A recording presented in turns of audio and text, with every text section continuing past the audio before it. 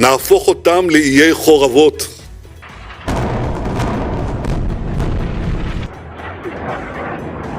अब तक अगर आप देखें तो इस युद्ध में तमाम तबाहियां मच चुकी हैं।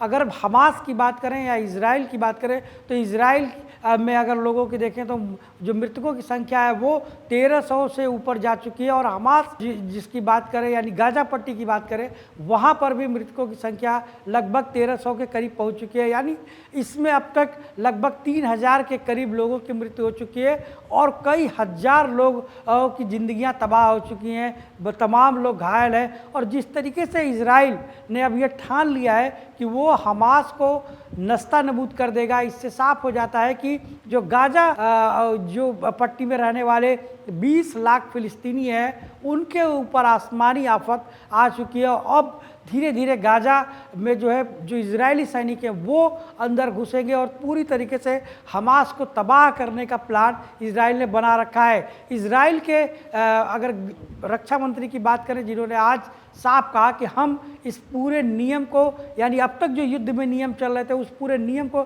ख़त्म कर देंगे और एक तरीके से जो गाजा पट्टी है उसको भी बदल देंगे। यानी अब इजराइल ने ये साफ कर दिया है कि किसी भी तरीके से गाजा पट्टी पर कब्जा कर लेना है। और अब तक जो हमास का ये अड्डा था जहाँ से हमास ने इजराइल पे हमला किया है उसको पूरी तरीके से ख़त्म कर देना। और बेंजामिन नेतन्याहू जो इजराइल के प्रधानमंत्री हैं उनका ये साफ कर रहा है कि हमास के किसी भी लीडर को हम छोड़ेंगे नहीं, किसी भी नेता को नहीं छोड़ेंगे, जो भी इस हमले में शामिल है उसको हम ढूंढ कर मारेंगे। यानी साफ है कि इजराइल जो कि एक कह सकते हैं कि घायल शेर की तरीके है जिसके ऊपर अचानक इस तरीके का हमला हुआ, अब वो इस हमले का जवाब दे रहा है और इस हमले के जवाब में वो तमाम तरीके के उन सभी नियमों को अब ख़त्म करना चाहता है जो युद्ध के नियम बनाए गए थे।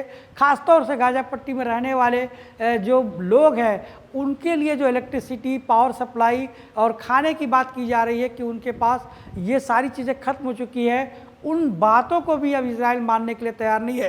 तो ये दर्शाता है कि ये युद्ध अब उस निर्णायक मोड़ पे पहुंच चुका है जहां से हमास को ख़त्म करने की तैयारी इजराइल ने कर ली है। और ये तैयारी इस बात का सबूत है कि क्या जो फ़िलिस्तीन है वो हमास जैसे संगठन के साथ रह के अपनी मांगों को आगे बढ़ा पाएगा।